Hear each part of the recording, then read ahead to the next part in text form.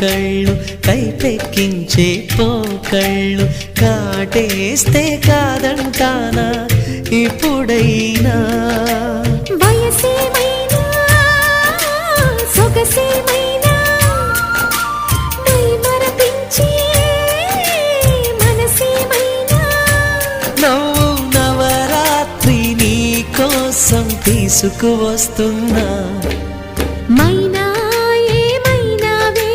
మన్మథ మాసం అయినా ఎంతైనా ఇది మెత్తని మోసం